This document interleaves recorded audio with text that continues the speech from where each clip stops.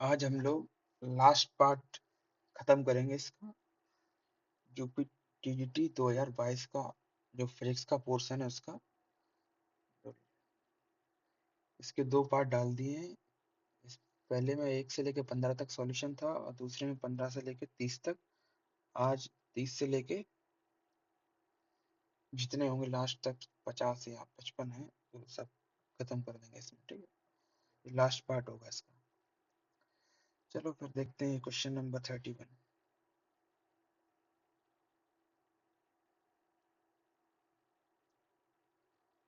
चलो question number 31 क्या है? Which of the following is the correct expression for the relative refractive index of the prism with respect to vacuum, where the angle of prism is A and the angle of minimum deviation is delta m, canonical delta A, and n is the refractive index। वैसे तो ये सीधा formula होता है और इसका option हो जाएगा ए, सॉरी इसका ऑप्शन हो जाएगा डी। और ये रहा, ये फार्मूला होता है इसका, प्रिज्म एंगल वगैरह ये सब। और इसमें जो कुछ इंपॉर्टेंट फार्मूले और होते हैं वो जान लेना है। ये बाकी ये हैं, ये आप लोग देख लेना। सिंपल है, इसमें कुछ ऐसा है नहीं टफ। अब देखते हैं अगला question. A person suffering from myopia uses, myopia में क्या है, जो पहले ही कन्वर्ज हो जाते हैं, सॉरी डाइवर्स, जो कन्वर्जिंग पावर है वो लॉन्ग हो जाती है इसकी, तो पहले ही बन जाती है इसके, मतलब कि जो हमारी रेटिना है इमेज उससे पहले ही बन जाती है। तो हमको डाइवर्ज करना है ताकि जो हमारी इमेज है वो जाके रेटिना पे बने। तो इसके लिए हमको एक डाइवर्जिंग लेंस चाहिए और डाइवर्जिंग लेंस होता है कॉनकेव लेंस। तो ऑप्शन बी हो जाएगा अपना सही। और ये हमने देखो लिखा भी है, myopia for,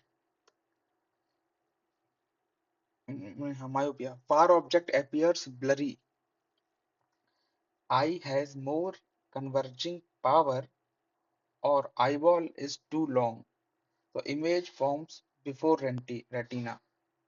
To correct, we use the diverging lens to spread the ray। Okay, तो convex lens, concave lens, sorry diverge, converging होता है कॉन्वेक्स, तो वो करेंगे इसके रिवर्स में, यानी कि मायोपिया की जगह हाइपर मायोपिया जब होगी, जब फार साइटेडनेस होगी, शॉर्ट साइटेडनेस की जगह फार साइटेडनेस, यानी तो जो हाइपर मायोपिया को जो हम सॉल्व करते हैं, जिससे सही करने के लिए जो हम लोग यूज करते हैं वो होता है कॉन्वेक्स लेंस। और इसी तरीके से इसके लिए करते हैं सिलेंड्रिकल लेंस, और प्रेस बायोपिया के लिए करते हैं बाइफोकल लेंस। ओके, अब नेक्स्ट क्वेश्चन क्या है? इसका जो ऑप्शन है वो तो बी हो ही गया, ठीक। नेक्स्ट क्वेश्चन है अपना,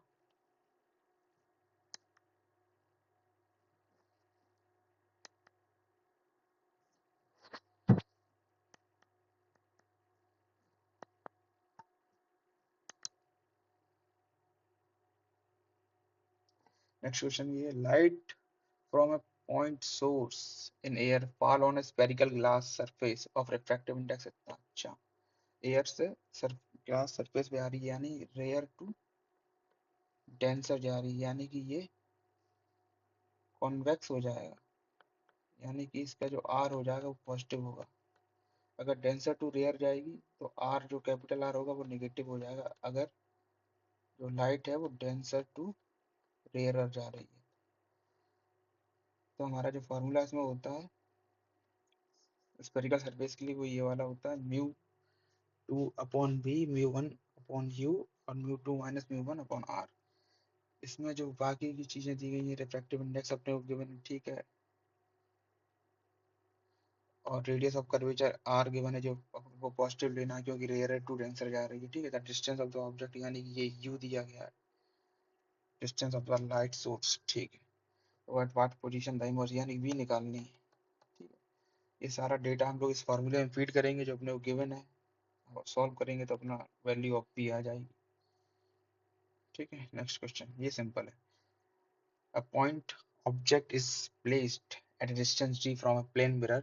If the mirror is moved towards the object with a speed v, then the speed of the image relative to the object is 2v, दुगनी हो जाती है, twice. ठीक है, समझ सकते हैं, एक प्लेन मिरर है, इसके इधर ये ऑब्जेक्ट रखा हुआ है, इस ऑब्जेक्ट की जो डिस्टेंस है वो प्लेन मिरर से d है, तो इमेज भी d ही बनेगी, अंदर की तरफ बनती है, लेकिन ठीक है, जैसे ये ऑब्जेक्ट हो गया, ये अपनी इमेज हो गई, जब ये इधर लाएंगे इसको इमेज के ऑब्जेक्ट के टुवर्ड्स में, तो जो इमेज की स्पीड होगी वो v की जगह 2v हो जाएगी. ठीक है. अब अगला क्वेश्चन क्या है, to coherent sources of intensity I1 I और 4I है. ठीक है, I और 4I दिया गया था. Maximum intensity of the difference, देखो मैक्सिमम इंटेंसिटी कुछ नहीं होता, एक फार्मूला होता है I1 प्लस I2 का whole square. Intensity inversely directly proportional होती है square of the amplitude. Amplitude दिया, इंटेंसिटी दी है, इसका अगर हम लोग अंडर रूट ले लें तो एम्पलीट्यूड मिल जाएगा. एम्पलीट्यूड हमारा क्या है, जैसे कि इंटेंसिटी और एम्पलीट्यूड. इंटेंसिटी दी गई है आई और 4I, तो एम्पलीट्यूड दिया जाएगा, अरे रुक जा, एम्पलीट्यूड दिया जाएगा ए और 2A. अब इसका जब हम लोग निकालेंगे, रेशियो हटा दे, तो 1 और 2 आ गया. ठीक है, तो 1 और 2 का जब स्क्वायर करके ऐड करेंगे तो हम लोग यहाँ से मिल जाएगा 4, यहाँ से मिल जाएगा 1, और दोनों ऐड करेंगे तो मिल जाएगा 9. लेकिन हमको लग रहा है कुछ गलत.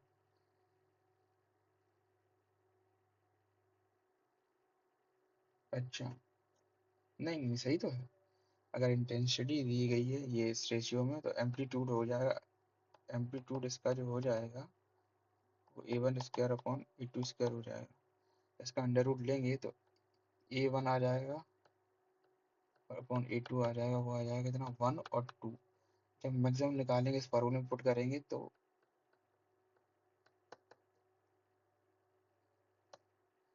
1 प्लस 2 का होल स्क्वायर,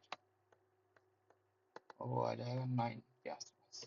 ये फॉर सॉल्यूशन ये रहा. ठीक है, अब देखो ये plane electromagnetic wave propagates in vacuum if the total energy transferred to the surface in time t is u, the total energy time t. ठीक है, सरफेस पर नॉर्मली है कि नहीं. अच्छा, तो परफेक्टली एब्जॉर्बिंग, इसमें दो फार्मूले होते हैं, एक एब्जॉर्बिंग के लिए, एक रिफ्लेक्टिंग के लिए. एब्जॉर्बिंग से रिफ्लेक्टिंग जो होता है वो दुगना होता है. तो इसके लिए क्या, टोटल एनर्जी ट्रांसफर यू है, सरफेस एब्जॉर्ब कम्प्लीटली है, एब्जॉर्ब बोला गया है. तो जो एब्जॉर्प्शन के लिए होता है वो होता है यू अपॉन सी, और रिफ्लेक्शन के लिए होता है 2u अपॉन सी. ठीक है, तो radiation pressure for absorbing surface हो गया P equal to I upon c. ठीक है, डी ऑप्शन हो गया. अब देखते हैं नया क्वेश्चन क्या है. इन सिंगल स्लिट, ये अच्छा क्वेश्चन है थोड़ा.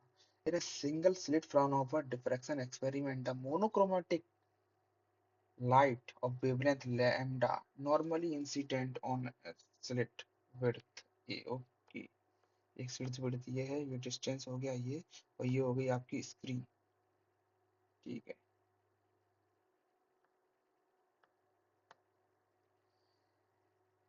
एक पॉइंट P कंसीडर किया यहाँ पे, ये रहा P,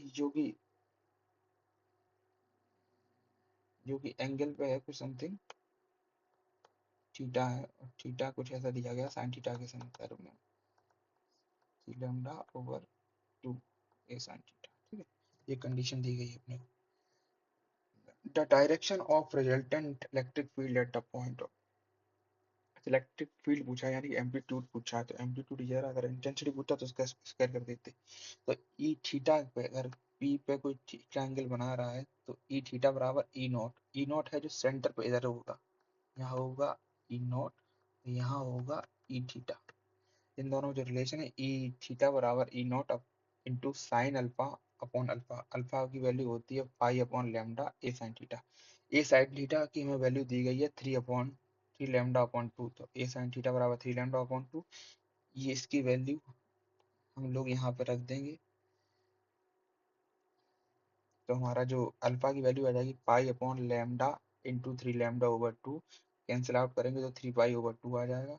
इस अल्फा की वैल्यू जब हम यहाँ से उठा के यहाँ रखेंगे तो हमको कुछ ऐसा मिलेगा sin 3 पाई/2 अपॉन 3 पाई/2। ठीक है, इसकी वैल्यू -1 आएगी तो ओवरऑल नेगेटिव आ जाएगा। अब नेगेटिव उन्होंने पूछा है कि the direction of resultant electric field vector at point P. अगर नेगेटिव है तो डायरेक्शन क्या होगी, अपोजिट हो जाएगा। Direction of resultant electric field vector at point P is opposite to the direction of electric field at central maxima, यानी central maxima ये रहा। चलो इसका आंसर हो जाएगा अपना डी। अब देखते हैं next question. Chromatic aberration occur because focal length depends on, सही बात है, पहले ही आंसर ये भाई पढ़ लेना। Chromatic aberration different colour focus at different points, सही बात है, क्योंकि फोकल लेंथ और wavelength, refractive index depends on wavelength from lens maker formula, since mu varies with focal length so also varies with lambda. Violet bends more, red light bends. Okay, the small focal length और large focal length, इसकी वजह से ये colour fringes बनती हैं, इस वजह से क्रोमेटिक एबरेशन होता है। तो ऑप्शन ए हो गया। ठीक है, next question. In a young shovel slit experiment light comes from two ratio, क्या का रेशियो, इंटेंसिटी का। ठीक है, तो भैया इंटेंसिटी का रेशियो दिया आपने को और अपने को मैक्सिमम टू मिनिमम रेशियो पूछा है। अच्छा, मैक्सिमम टू मिनिमम कितने time, what will be the minimum intensity. तो आई अपॉन आई टू दिया है 4/1 रेशियो, 4/1 ये रहा। और इंटेंसिटी और एम्पलीट्यूड में हम लोग रिलेशन जानते ही होता है, जब अंडर रूट लेंगे तो ए अपॉन ए टू बराबर 2/1 हो जाएगा। I max upon I minimum निकाल लेंगे इस फॉर्मूले से, जब उसको वैल्यू पुट करेंगे तो 9/10 हो जाएगा। तो if the maximum if the maximum intensity in the interference pattern is I max, what will be the minimum intensity। minimum intensity ये रही, I maximum ये रहा। minimum और maximum में रिलेशन निकाल देंगे, बात खत्म, आंसर आ गया अपना ए। A particle is projected radially outward from the surface of earth, ये रहा सरफेस। अरे एक सेकंड, ये बन गई अर्थ, ये रही इसकी रेडियस, ये रहा इसका सरफेस। अब सरफेस विद वेलोसिटी v। अच्छा, सरफेस और वेलोसिटी इतनी है, under root GM/r, under root GM/r। अच्छा, पूरा ही अंडर रूट GM/r। ठीक है, और इसको कहाँ फेंका, at what distance from the centre of the earth does the particle speed becomes. अच्छा, जब ये यहाँ कहीं फेंका जाए और यहाँ कहीं चला जाए तो इसकी जो वेलोसिटी, सॉरी इसकी जो डिस्टेंस पूछी गई है वो निकालो। अगर हम लोग यहाँ से r ले लें और क्या निकालना, और इस जगह पे वेलोसिटी का रिलेशन दिया गया। वेलोसिटी का रिलेशन क्या दिया गया है, velocity of the earth particle speed 1/3 of the initial speed, and 1/3 of the initial speed. Initial speed u है तो 1/3 ऑफ द इनिशियल स्पीड। ठीक है, u/3 हो जाए। सिंपल एनर्जी का कंजर्वेशन लगाना है, जो एनर्जी सरफेस पे हो फार्मूला लगा के, और जो यहाँ पर हो दोनों को इक्वेट कर देंगे। तो पहला क्या है, initial energy at the surface. ठीक है, तो हाफ एम वी कर लो यार, एम यू यू बोला तो यू कर लेते हैं, mu² माइनस GM/r, माइनस इसलिए बस होता तो kinetic energy plus potential energy है फार्मूला टोटल एनर्जी का, लेकिन पोटेंशियल एनर्जी नेगेटिव आएगी तो फिर ये नेगेटिव ही आ जाएगा। यहाँ वैल्यू पुट कर देंगे इनिशियल अंडर रूट GM/r, तो इसका जो निकल आएगा वो ये निकल आएगा, इनिशियल टोटल एनर्जी होगी। अब कंजर्वेशन लगाना है तो उस पॉइंट पर निकालो, यहाँ पर उन्होंने थ्रो कर दिया है। हाफ एम/2 इसमें u की 1/3 हो जाएगी, जब वैल्यू पुट करेंगे u/3 9 हो जाएगा। ये एड्रेस को सॉल्व करेंगे इतना तो अपने पास ये आ गया, ये वैल्यू आ गई, एक ये वैल्यू आ गई, दोनों को इक्वेट कर दो, सॉल्व करो, आखिरी में ये रिलेशन बनेगा। इससे यहाँ से हम लोगों की वैल्यू आ जाएगी, r की वैल्यू आ जाएगी 9r/5। ऑप्शन डी सही है। अब देखो ideal transformer has a negligible winding resistance. It's applied to a voltage DC at time t is equal to 0. Okay. The time of magnetic force अरे यार सीधी सी बात है, इसमें कुछ है नहीं। देखो फ्लक्स और इसमें रिलेशन क्या होता है। देखो जो ईएमएफ होता है इसमें नेगेटिव नहीं है, इसमें कोई बात नहीं, लेकिन नेगेटिव यहाँ पर कंसीडर भी नहीं करना ऑप्शन के अकॉर्डिंग। V बराबर ईएमएफ जो होता है फैराडे लॉ के लिए N over d∅/dt change in magnetic flux for an ideal transformer with a linear core। और जो अपना मैग्नेटिक फ्लक्स है वो कांस्टेंट हो जाएगा। कांस्टेंट आ गया तो ये रहा, जब कांस्टेंट आ गया तो इंटीग्रेट करेंगे जब इसको तो हमारा जो मैग्नेटिक फ्लक्स निकलेगा वो फाई निकल आएगा। ये अब कांस्टेंट की वैल्यू निकालनी है 0, तो इनिशियल कंडीशन लगा देंगे, इससे हमारी ये आ जाएगी, डायरेक्टली प्रोपोर्शनल हो जाएगा इसके v के।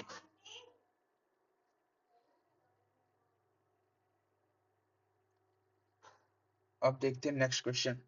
For a balanced Wheatstone bridge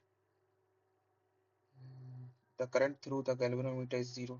सही बात है। Potential difference across the galvanometer is non zero. नहीं भाई, potential difference across the galvanometer zero रहता है, नॉन जीरो रहता है, क्योंकि यहाँ पे सेम हो जाता है। तो जब डेल्टा वी निकालोगे, अरे जब डेल्टा वी निकालोगे इसका,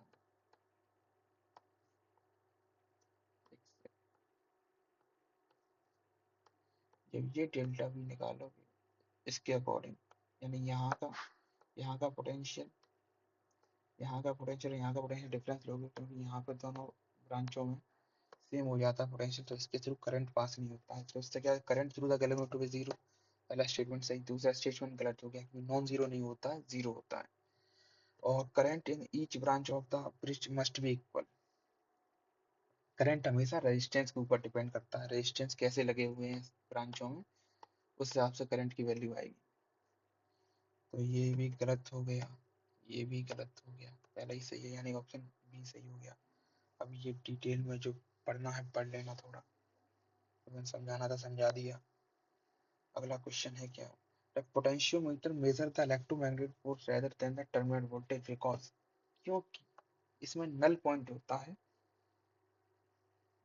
तो इसमें जो पोटेंशियोमीटर होता है वो करंट को विड्रॉ नहीं करता है, इसलिए इसमें जो रीडिंग है वो सही आती है, यानी कि जो टर्मिनल वोल्टेज को ही V equal to E minus I R जब हम लोग करते हैं, तो इसमें जो है कि करंट का फ्लो नहीं आता है, करंट विड्रॉ नहीं करता, तो आई जीरो हो जाता है, तो V बराबर E हो जाता है, यानी टर्मिनल वोल्टेज और पोटेंशियल, सॉरी, टर्मिनल वोल्टेज और ईएमएफ इक्वल हो जाते हैं।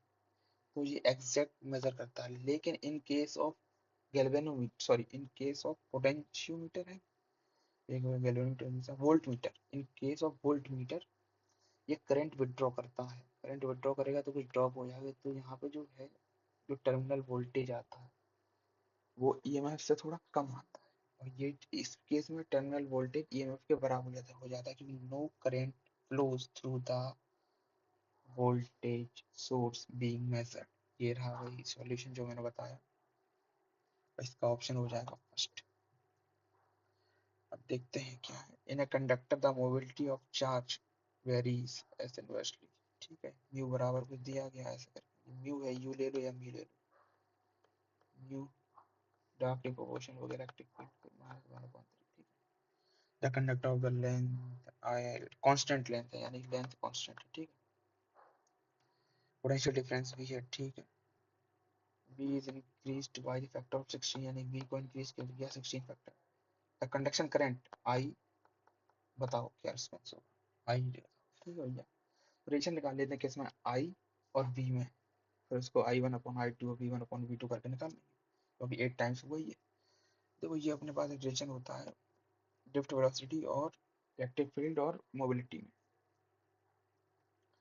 यहाँ से हम लोग ये निकाल सकते हैं डायरेक्टली प्रोपोर्शनल वाला रिलेशन, सॉरी, ये अपने को रिलेशन पता है, ये अपने को गिवन है। जब इसकी वैल्यू म्यू की हम यहाँ पे पुट करेंगे तो अपने को जो फाइनल आ जाएगा वो ये हो जाएगा, ड्रिफ्ट वेलोसिटी जो डिपेंडेंट है इलेक्ट्रिक फील्ड की स्क्वायर रूट पर, ठीक है। अब I equal to n e a v d हम लोग जानते हैं करंट वाला फॉर्मूला। यहाँ से हमें पता चला कि ये डायरेक्ट करंट जो है वो डायरेक्टली प्रोपोर्शनल, तो करंट जो है ई के भी डायरेक्टली प्रोपोर्शनल हो गया अंडर रूट के। अब E equal to V upon L है, एल कॉन्स्टेंट बोला है क्वेश्चन में, तो ई और वी डायरेक्टली प्रोपोर्शनल हो गए, तो ई और वी तो ये आ गया, तो ई और वी तो इक्वल हो गए और वी इक्वल टू आई हो गया, यानी कि ये रिलेशन निकल आएगा इसमें। जब इसमें हम लोग जब इन्होंने बोला है कि इसको 16 टाइम्स कर देंगे इंक्रीज्ड बाय फोर फैक्टर 16, इसका जो हम लोग वैल्यू पुट करेंगे इसमें, तो I2 बराबर 4I1 निकल आएगा, ठीक है। जब इसका स्क्वायर रूट ले लेंगे। Next question, under which condition is the relation between the potential difference V and the current I in a conductor governed by the Ohm's law? Linearly, सीधा है, linear ही आता है। A shell of electromotive force E and internal resistance R is connected to a variable resistance R. The power delivered, सीधी सी बात, इन्होंने external resistance लगाया, तो total resistance हो गया इंटरनल प्लस एक्सटर्नल, ये रहा एक्सटर्नल ये रहा इंटरनल, ठीक है। अब ये टोटल रेजिस्टेंस है, तो फिर करंट के लिए formula V equal to I R ohm's law से ये हो जाएगा। अब पावर के लिए आई स्क्वायर आर होता है, जब हम लोग आई की वैल्यू पुट करेंगे तब ये निकल आएगा। अब हमको निकालना है मैक्सिमम वैल्यू, तो हम लोग को मैक्सिमम मिनिमम में डिफरेंशिएट करके इक्वल टू जीरो रखते थे, तब मैक्सिमम पॉइंट की वैल्यू मिलती थी। याद हो क्लास 12 में जब मैक्सिमम मिनिमम करते थे, वही अप्लाई करना है यहाँ पे। तो हम लोगों को आखिरी में जो वैल्यू निकलेगी आर इक्वल टू आर हो जाएगी, यानी कि मैक्सिमम पावर ट्रांसफर थ्योरम के अकॉर्डिंग लोड रेजिस्टेंस और इंटरनल रेजिस्टेंस इक्वल होना चाहिए for maximum power. Load resistance ये हो गया, इंटरनल रेजिस्टेंस ये हो गया, अगर मैक्सिमम पावर ट्रांसफर होनी है तो इन दोनों को इक्वेट करा दो। अगर इस केस में आर बाई टू होता यहाँ पे और मैक्सिमम पावर के लिए बोलता आर की जगह आर बाई टू होता, तो हम लोगों का यहाँ r equal to r by two आ जाता मैक्सिमम पावर के लिए, क्योंकि थ्योरम है इसमें इंटरनल और एक्सटर्नल रेजिस्टेंस को इक्वल करा दो मैक्सिमम पावर ट्रांसफर के लिए, ठीक है, ये देख लो। Next question, transformer work on the principle of electromagnetic induction, बचपन से पढ़ रहे हैं।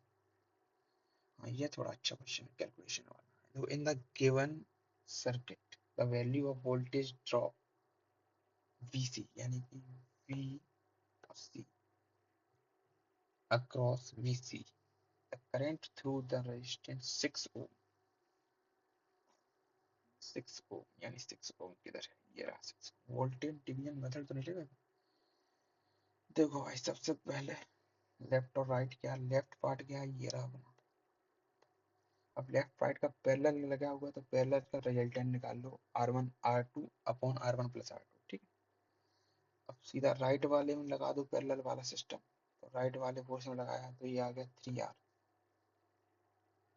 अब टोटल रेजिस्टेंस क्या है अपने पास, कितना है, ये इसका कंबाइंड, इसका प्लस ये 2, इसको ऐड कर दो तीनों को, ये 9 ओम आ गया। अब टोटल करंट निकालना है, तो V equal to I R होता है, तो I बराबर V अपॉन R हो गया। R टोटल अपने पास है, V अपने पास है, दोनों को डिवाइड मार देंगे 1.33 एम्पियर करंट आ जाएगा। अब voltage drop across BC part, BC part के अक्रॉस वोल्टेज कितना ड्रॉप होगा BC, तो BC पार्ट के तो I टोटल इंटू रेजिस्टेंस ले लो, तो करंट तो I टोटल ही है, तो यहाँ से जो करंट जाएगा वो घूम के यहाँ आएगा इतना है। हो सकता है यहाँ पे दोनों में डिवाइड हो जाए, लेकिन यहाँ तो फिर उतना ही आएगा। लेकिन चलो इसको देखते हैं पहले। तो आई टोटल बराबर आर बी सी, तो हमारा जो वोल्टेज आ गया 4 वोल्ट आ गया। अब voltage across A B, A B की जगह आई कितना है, आई टोटल तो ये है, और रेजिस्टेंस कितना है, ये रहा। अब आ जाते हैं करंट इन 6 वोल्टेज 6 ओम के अक्रॉस कितना होगा, तो आई बराबर V अपॉन आर हो गया। 6 वोल्टेज 6 ओम बोला है, V ए बी हम लोग जानते हैं, इसके अक्रॉस जो हमारा वोल्टेज है वो कितना है 5.33 है, इसमें 6 का डिवाइड मार देंगे तो अपना आंसर ये निकला है। और आंसर कौन सा है? तो 4 वोल्ट निकला है। 143, ठीक है। अब देखिए, two resistance are connected in parallel, सीधा फॉर्मूला लगाओ, आंसर पाओ। Drift velocity of electron is proportional to drift velocity. जो ड्रिफ्ट वेलोसिटी अगर म्यू हम लोग देखें, जो हमारा मोबिलिटी है, जो फॉर्मूला होता है वो होता है drift velocity upon electric field. तो अब उन्होंने बोला drift velocity of electron is proportional to, I think mobility तो एक कांस्टेंट है, e directionally proportional to v electric field, ठीक है। ए पैरेलल प्लेट कैपेसिटर, अरे अब area a and separation t, ठीक है। एरिया हो गया, सेपरेशन हो गया t, battery through a long straight wire operation, ठीक है। बैटरी वायर के थ्रू कनेक्ट करती है, ये रही बैटरी, प्लस सॉरी प्लस और माइनस कुछ ऐसा हुआ कनेक्ट, ठीक है। The electric field, the dielectric between the plates of permittivity epsilon, ठीक है, between the plates at an instant during the charging, the conduction current in the wire is I, ठीक है। अगर बैटरी से आया करेक्ट आई आया, which of the following is the correct magnitude for a displacement in between the plate, अरे यार equally तो होएगा। अब इसको पढ़ लो, थोड़ा important. You have a parallel plate capacitor connected to a battery through a wire, ठीक है। While charging, the current I is flowing through the wire and the wire bit, but between the capacitor plate there is no wire. So how does the current cross the gap? तो I wire का और I जो between the plate है वो equal रहेगा। तो Maxwell की जो फोर्थ इक्वेशन में टोटल करंट कंटिन्यूअस होता है, तो conduction current in wire is equal to displacement current between the plates. Displacement current का ये फॉर्मूला होता है by charging on plates is changing, so the electric flux between the plates is changing. To maintain the continuity, I conduction and I distribution should be equal. Next question छोड़ो, इसका option A लगाओ और चलते हो। अगला question आ गया क्या? देखो भाई, गैल्वेनोमीटर को कन्वर्ट करना है किसमें? Volt meter. देखो वोल्ट मीटर है तो सबसे पहले याद रखो ये बात जो होगी वो देखो सीरीज की होगी। अगर वोल्ट मीटर है तो सीरीज, और पोटेंशियोमीटर, सॉरी अमीटर है, अमीटर है अगर, पेन काम नहीं कर रहा है मेरा, पैरेलल। इसमें क्या है, सीरीज में हाई हाई रेजिस्टेंस, पैरेलल में क्या है, लो रेजिस्टेंस, ठीक। तो सीरीज में हाई रेजिस्टेंस लगा दो अगर गैल्वेनोमीटर को वोल्टमीटर में कन्वर्ट करना है। सीरीज में high, series high, series 0 0 high 0। Option de Broglie wavelength of particle depends on momentum होगा, सीधा ही फार्मूला ये होता।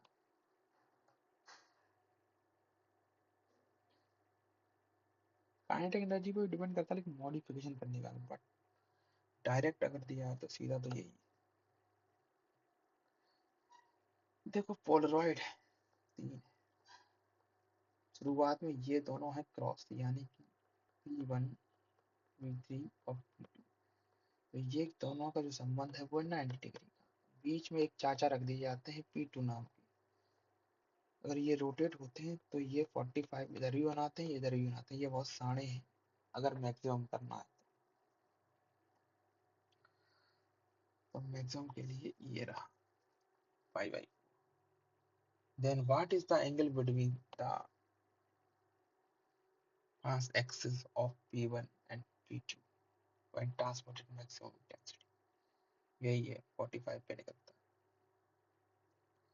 देखो भाई क्वेश्चन क्या है, if A matter waves correspond to an electron has a definite momentum and extended overall space, then choose the correct option which expresses the uncertainty in position of electron delta x and delta uncertainty in the momentum. Okay, so electron wave has a definite momentum. ये बोला है ना definite momentum है and extended over space. ये हम लोग जानते हैं हाइजेनबर्ग प्रिंसिपल के अकॉर्डिंग ये बात. You can not know both position and momentum accurately at the same time. Defi Definite momentum delta p is equal to 0. We know momentum perfectly. Extended all space, we have no idea where is the electron. यानी space जो infinite है और delta P है 0. Okay, extended over space का यही मतलब है, तो आंसर आ गया सी. देखो ये वाट. अगला क्वेश्चन क्या है. एक पावर दे दिया बल्ब का मोनोक्रोमेटिक लाइट है, वेवलेंथ इतनी है, calculate the energy of the one photon emitted by the bulb. देखो फोटोन भी तो सीधा होता है E equal to S C over lambda. Power का कोई लेना ही देना नहीं है. एच की वैल्यू पता है, सी की वैल्यू पता है, लैम्डा अपने को गिवन है, रखो आंसर पाओ, जो निकला है वो लगाओ. ऑप्शन बी निकल रहा है ये. देखो in forward wise of A PN junction diode off A PN junction potential barrier. देखो फॉरवर्ड बायस में पोटेंशियल बैरियर क्या होता है, जो डिप्रेशन लेयर का साइज होता है वो फॉरवर्ड बायस में डिक्रीज करता है, और डिक्रीज करेगा तो पोटेंशियल बैरियर भी डिक्रीज करेगा. अभी रिवर्स होता तो इंक्रीज कर जाती दोनों चीजें. Width of the depletion region as well as the potential barrier. अब conduction current produce due to the concentration gradient of charge carrier. सही बात है. तो दो प्रकार के करंट होते हैं डायोड में. एक होता है ड्रिफ्ट करंट जो अप्लाइड इलेक्ट्रिक फील्ड से कंट्रोल होता है, ठीक है. एक होता है डिफ्यूजन करंट, तो नंबर ऑफ चार्ज कैरियर के डिफरेंस, यानी कि पी टाइप में और एन टाइप में ज्यादा होते हैं, वो एक रीजन से दूसरे रीजन में चले जाते हैं, तो इसकी वजह से करंट फ्लो करता है जो कि बहुत ही मिनिमम होता है, जिसका कोई योगदान नहीं होता जानता है. When a charge carrier moves from high concentration to low concentration region is called diffusion current. Or when they moves due to the electric field, they got drift current. अगर डिफ्यूजन है तो चार्ज कैरियर का concentration, अगर drift है तो electric field concentration of carrier, अगर diffusion है तो work function of a certain metal threshold frequency 5 बराबर न्यू नॉट ओवर एच. मतलब क्या दिया है, वर्क फंक्शन दिया, वर्क फंक्शन यानी इसकी वैल्यू दे दी गई है, ये रही, इसको पुट करेंगे. What is the threshold frequency, यानी कि न्यू नॉट निकालना है, वो अपन निकाल लेंगे एच का डिवाइड करके. ये रहा आंसर. आंसर इसका क्या निकलेगा, ए.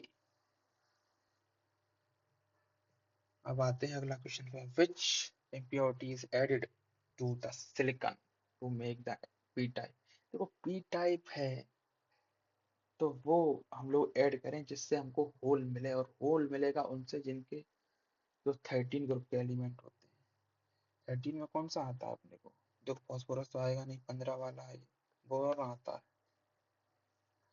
तो एन टाइप के लिए होता है ये रहे, बिस्मथ, एंटीमनी, फॉस्फोरस. इसमें क्या एक इलेक्ट्रॉन छूट जाता है तो वही चार्ज कैरियर का काम करता है. और पी टाइप में होल एक वैकेंट रह जाता है जो चार्ज कैरियर का काम करता है. Boron has 3 valence electron, creates hole P type. ठीक. Transformer connect to DC source will set up voltage, set नहीं sorry step up voltage, step down voltage, not work. क्योंकि भाई साहब डीसी के लिए काम करते ही नहीं है, तो एसी के लिए काम करता है ना हमेशा. हम लोग बचपन से ऐसे करके बनाते आए हैं एसी करके. अरे यार इसमें ए ऐसे सिंबल बना देते इसी वाला, ठीक है, इसी शट आउट, मजा नहीं आया, हो गया, सिंपल था। नेक्स्ट क्वेश्चन क्या है, खत्म। चलो भाई ये समाप्त हुआ, धन्यवाद।